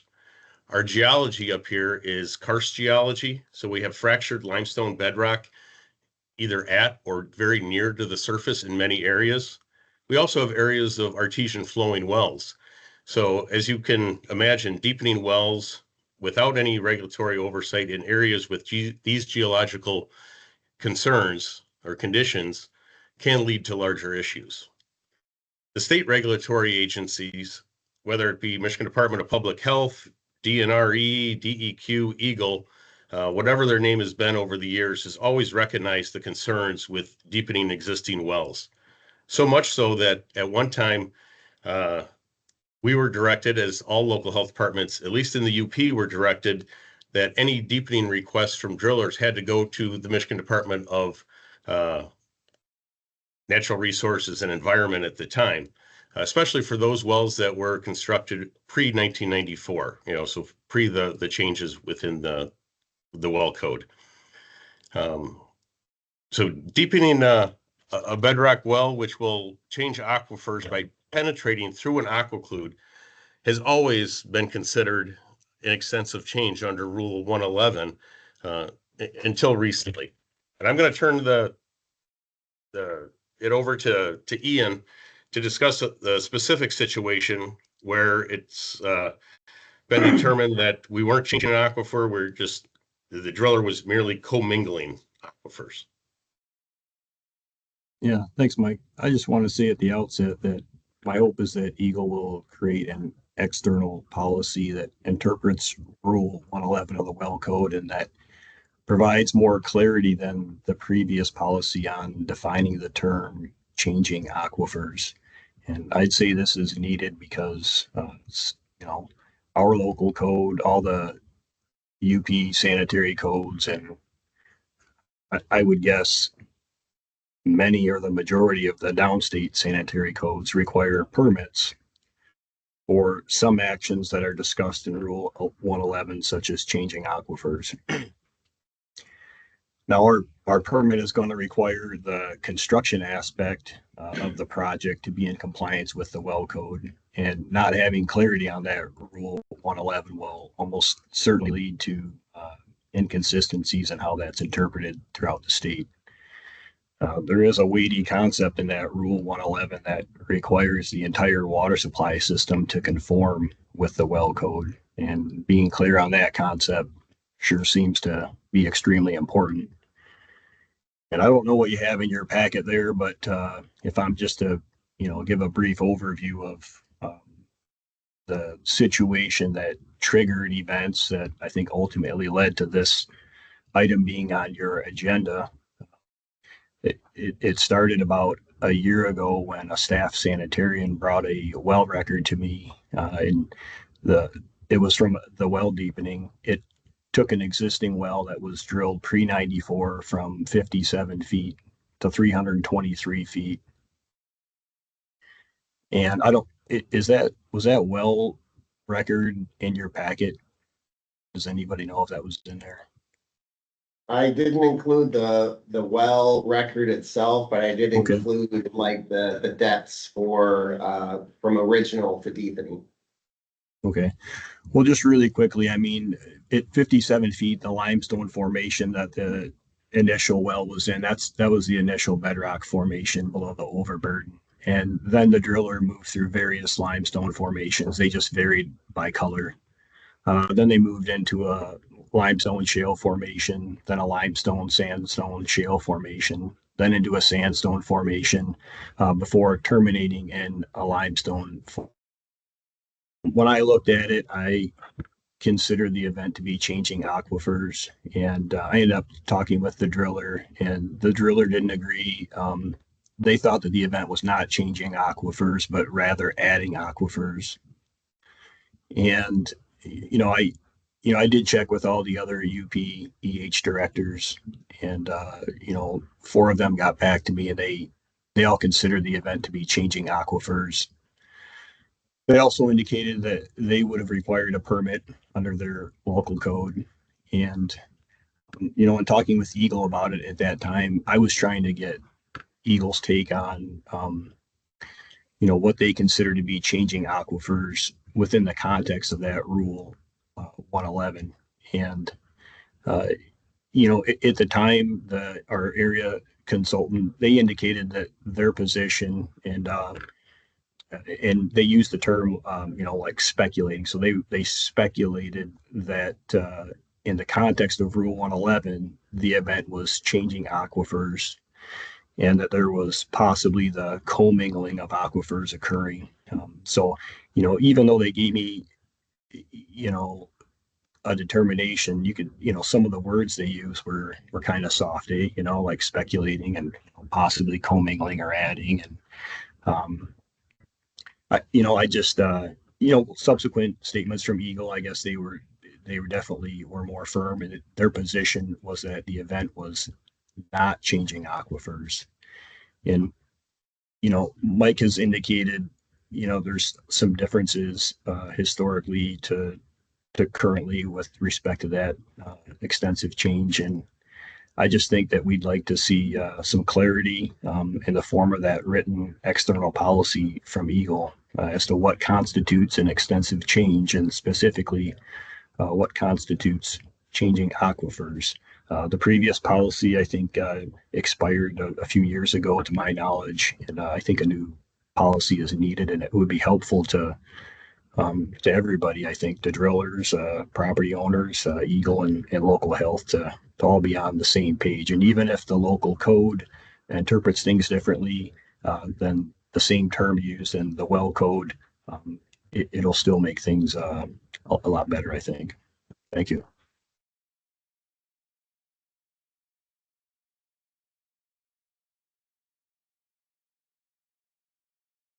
Anyone open for comment? comments at this Yeah, point? okay. So I see where the well driller or the contractor got his justification, and I don't disagree with the contractor's justification for not getting a permit, because when you do look at the code, deepening or plugging back a bedrock well, if it's all bedrock, he didn't, in his mind, he didn't violate it. Changing aquifers versus adding aquifers, I think that's where you're gonna have your interpretation problem. And I'm not gonna say, because I don't drill in that area, I'm not gonna say that the contractor was right or wrong. Because if he didn't, here's how I'm looking at it logically. If he didn't put a liner in to stop the water from the original aquifer, then in my mind, he's just adding aquifers to that well in the same formation, being in bedrock. Now, part may as it be, there probably isn't sand and gravel where you had to screen it down below or anything like that. That's, to me, that's a major modification of that well. But if he was just drilling deeper into the bedrock for more water, to me, he didn't violate Rule 111, in my opinion. Right. Yeah, and I think it's definitely clear at this point that, you know, people don't have the same interpretation, which is why it would be great if, you know, Eagle had a memo out there. John has his hand up too. Go ahead, John. John Schmidt? Yes, I have a question for Mr. Snyder and Mr. Nelson. Is the issue in this particular well, there certainly was a serious deepening of the well, and we have some other information that we've gotten about that, thanks from Dave. Is the issue that the driller did not get a permit, or is the issue that you feel that he is in violation of the code? Well, it's not about the permit. You know, if he had obtained a permit, we would have approved his deepening request. That proposal, what he ended up doing, that would have been approved. A permit would have been issued. And Okay, I thank mean, you. I've been at this for 20 years. Mike's over 30, and obviously we didn't chase this situation. There was nothing that, you know, again, we would have approved the construction, so it wasn't a public health risk. Looking at the bigger picture though, and applying this type of maneuver in other situations, we definitely do think that there's some concern there. So it's not about the permit. And as far as if it's about not complying with the well construction code, that's where we need Eagle to weigh in at. I mean, if Eagle says, gives a interpretation, and we obviously abide by that. That's why we'd like to have it. Otherwise, local health departments are going to be interpreting that well code themselves and taking action on their own interpretation. Thank you. Would it be fair to say then that you feel that the rule is cloudy or vague or needs to be updated? Well, I think that rule, in my opinion, definitely could have been more clearly written, especially knowing how I interpret it, knowing how other people interpret it, and knowing how that recent EGLE document was written. It's only two parts of that rule, but you know, when you start looking at the terms and the wording and the format, I think that there's certainly different ways you can take it. And I know people don't have a lot of these well deepening things, but again, that weighty concept of all of a sudden the entire water supply system has to be in compliance with the well code, that's pretty significant. Okay, thank you for your comments. Thank you. Thank you. Anybody else have a comment? I have something too. The policy is not gonna help, because it's not gonna be enforceable. However, if I may counsel you, what I would do, and I have not heard Eagle's determination letter. I don't know what they've sent me back, but I will say this. You're allowed to amend your local sanitary code. And I would encourage you that if this is an issue, that you get the well drilling, you get the industry together, and get the public together, whoever's interested, and you put something together to amend your well code, because not knowing your geology up there and how current it is near the surface, if this could or be a possible problem with other situations that you mentioned that I don't know about, you can address it in your own code without having EGLE, I don't want to say input, but it can refer back to Rule 111. And then you can further define it within your own code. That's where I would go with this, because you can make all the policies you want, but they don't have to be followed. And that's a great way to do it easily if everybody buys in. But the first guy that doesn't follow the policy, then it's going to be a trickle effect like a river. I would handle it within your own local sanitary code. And if you have, and I know the drillers up in your area, most of them, I think they would, you know, if you brought your case forward and say, hey, we need to do this, will you go to the county commission or the health, go up the ladder and help us sell this? I don't think they would have a problem. That's my opinion. Sure. Thank you. I don't disagree with you, buddy, on that. Definitely, we've updated our code at different points to address issues, you know, similar to that. Okay.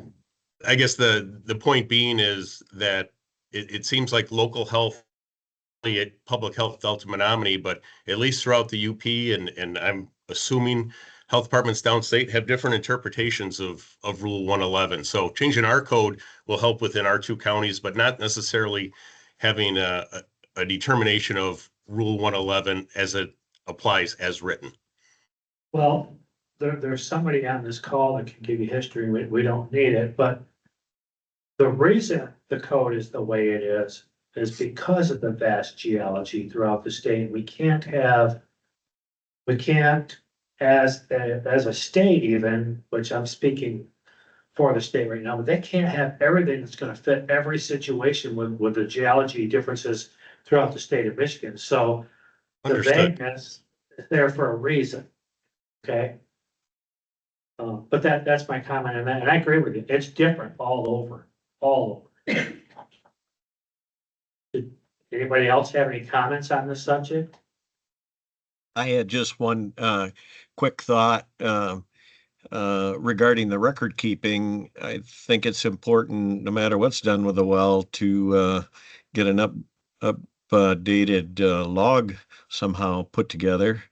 I don't know how that would be done. I don't know if Anita is still on board about making a modification to a well regarding, is that why originally you wanted to have a new permit, Ian? Because then you'd get a complete new record, or? No, that's already required, in the well code to, Yeah, But okay. it submit is that in record. our sanitary code. So going back to like Buddy's point, yeah, we did put that in the sanitary code, that deepening, a well is deepened after completion. We do require a well record. That's Okay. over and above what Part 127 requires. Okay. That's all I had. Thank you. There's no other comments. I guess you had a response that, Yeah, I mean, I just want to make sure everybody had their opportunity, if there's anybody else that wanted to make a comment here. Right, well, basically, yeah, I think that the situation's been described pretty thoroughly, and, you know, we've had our back and forth with the health department here, and what I try to do is just kind of put together, it's, you know, the emails that, you know, kind of put together our determination and kind of things that we thought moving forward would be. So I'll just kind of read through this if that's all right. This is our group at EGLE, which included our management as well as the person in the UP and myself and others in well construction, agreed that the conclusion that simply deepening a bedrock well is considered a minor change under Rule 111 of the Well Code. Based on the review of previous correspondence with EGLE, in our discussions, there are instances in your area where the deepening of bedrock wells will cause the commingling of bedrock units and or aquifers with significant water quality differences.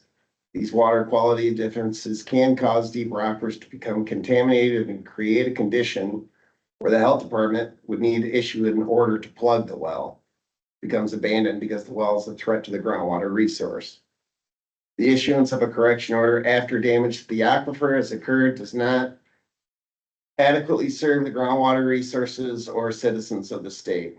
The deepening of a bedrock well could be considered, and this is could be considered an extensive change if the definition of changing aquifers is met under Rule 111 of the Well Code. The word change is defined a number of ways, including to make the word change is defined a number of ways, including to make something or someone different, alter or modify. A deepening that commingles bedrock aquifers, units and or aquifers with significant water quality differences could meet that definition of change, hence the changing aquifers condition could be valid. Based on documentation and our discussions, each well deepening in your area is dealt with on a site-specific basis through permitting up to this point. A permit is required for extensive changes, but not required for minor repairs. Frederick Group / Michigan Groundwater Association is stating that deepening bedrock wells is a minor change and that a permit is not necessary. In order to differentiate between when a permit is needed or not needed, EGLE encourages the health department to develop an area map and description that would show location, depths of where well deepening would result in an extensive change as detailed above. Dana, everyone's aware of here, indicated that Travis and Brock, who's in our source water unit, could assist with the creation of a map and help provide technical assistance when permit applications related to deepening a bedrock well are submitted to the health department. The draft map and description are created. EGLE would encourage the health department to share and get background from the area contractors.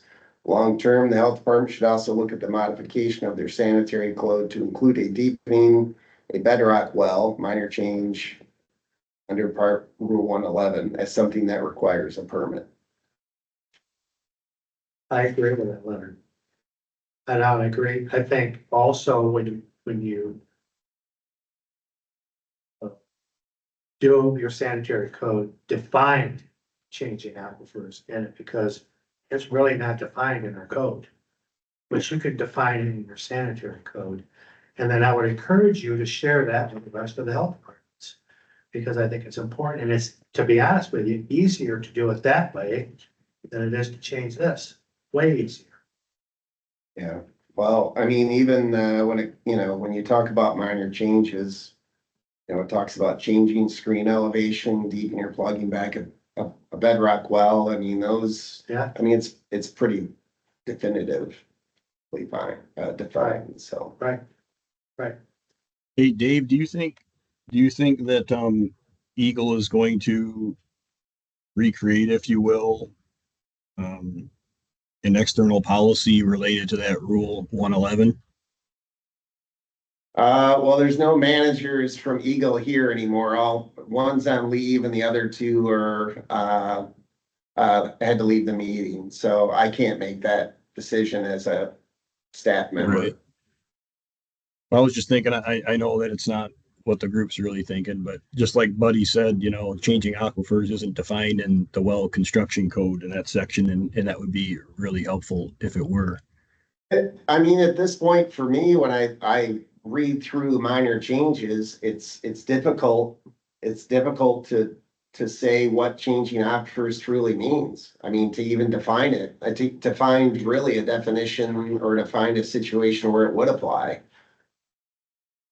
I mean, you could potentially say, in my opinion, maybe this applies or maybe this could apply, but there would definitely have to be some interpretation that would muddle the waters with minor changes in order to find a definition.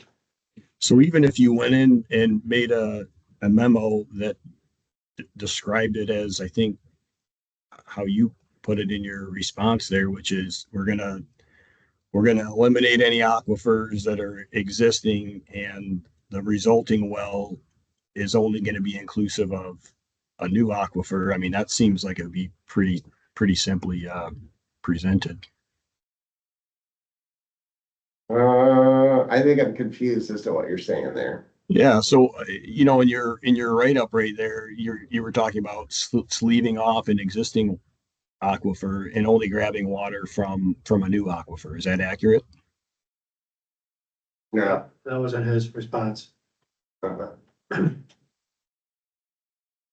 In my response, I said they did not, line her off the upper aquifer and only take the lower, meaning that they, just deepened a bedrock well. Now, what you're referring to, is basically changing the aquifer in which we're drawing from. So you're linering off the upper where the water was originally coming from, and now you're taking it from down below. That's changing an aquifer. Okay, well, that's what I tried to explain. I guess I didn't do a good job of it. Okay. But this, in this That seems simple. instance, this contractor didn't do that, according to what I've been told. So Well, I that sounds think, pretty simple the way that you put it right there, buddy. And I was just wondering if something that simple could be put in a memo. But again, that's for EGLE. So appreciate everybody considering the matter. I encourage you to put it in your code. A memo could be put in a shredder. A code has to be adhered to. I mean, in the past, we have, in certain situations, sent out memos Right. just to clarify. Well, I agree with that. Or, I don't see, I This know is- Dave said we don't have management here, but it just seems like this would be a perfect example of needing to just clarify things, not a policy, not a, just to, How about this? you know, interpreting Rule 111, and I don't see why we couldn't do that. Well, why? But I'm not management, We can so. put a work group together in this group and then ask management to clarify it.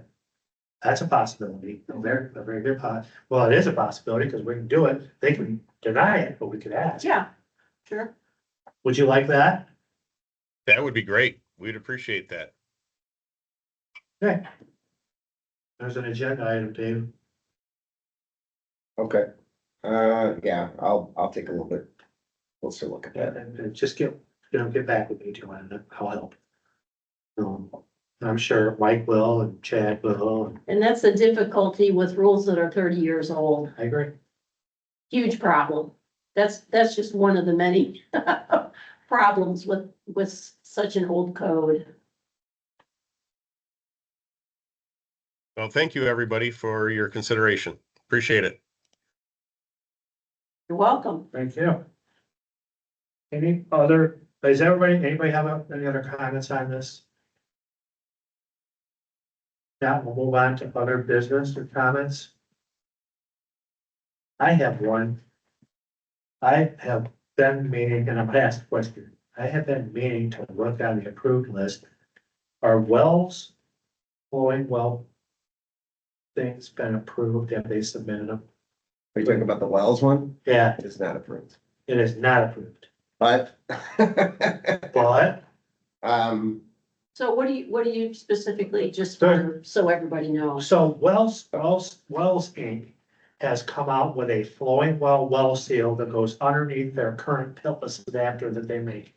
The T-bar is a little bit different to allow for tightening and loosening of the bolts, the stainless steel bolts, nuts underneath. And then it's got a seal that comes through and a deal where the vent can come in and everything else like that. So they were going to submit it the last time I talked to Steph 2 or 3 years ago, but if everybody doesn't know on the call, Steph has sold wells, but he also went through several health problems in the last few years, so I don't think his attention to stuff was what he, I mean, when we were all younger, we were on it better, but that's the question. I just didn't know if it's been submitted or. I will give you an informal answer to that question. Okay, The Wells product does a better job with flowing wells than just about anything I've seen. I agree. One thing about the Wells product is that it does allow air to pass by. So if it is installed in the upper 25 feet, technically you could create a slight vacuum when that thing opens. And you cannot have a vacuum in the top 25 feet of the casing. So by strict interpretation, it is not legal.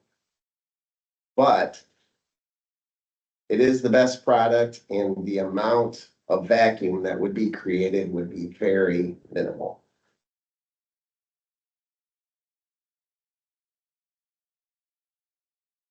Off the record, what do you say?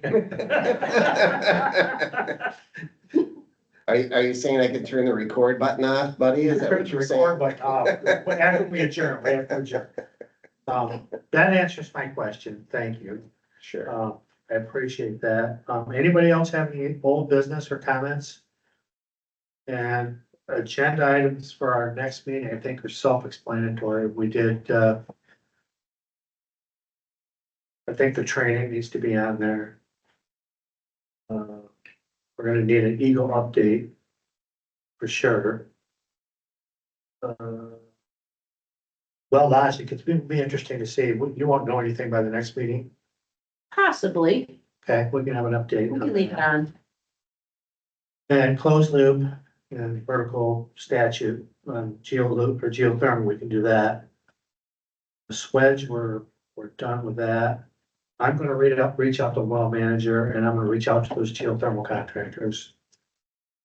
And then we can have our contractor examination results by then, should be able to. Yep. And then, of course, now we have some interpretation or clarification and definitions for Rule 111. Mhm. And then buried pressure tanks.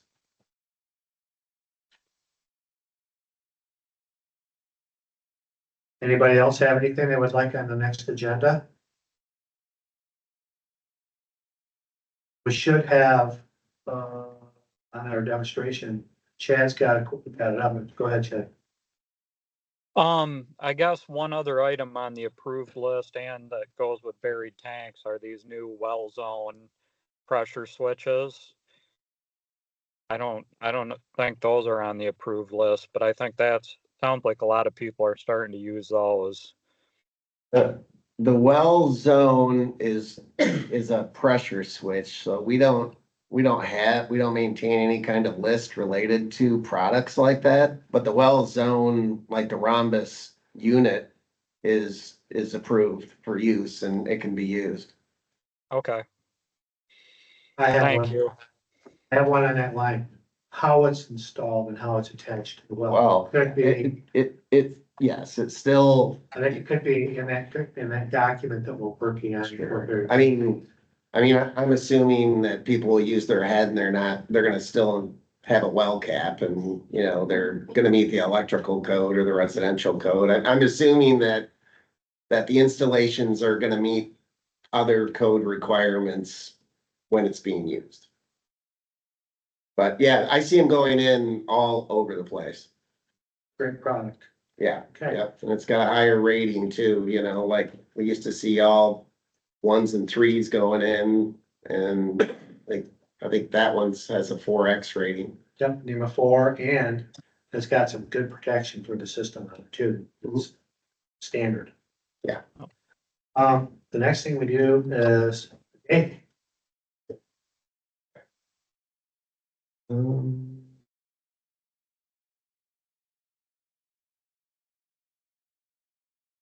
So. do have a calendar. May, June, July, right? It's gonna have to be July for me, like.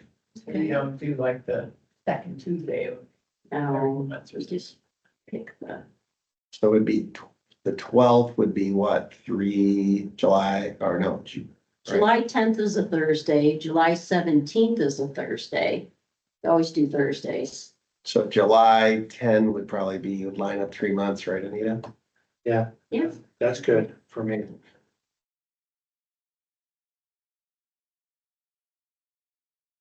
Nobody's smart. For the 10th. Okay.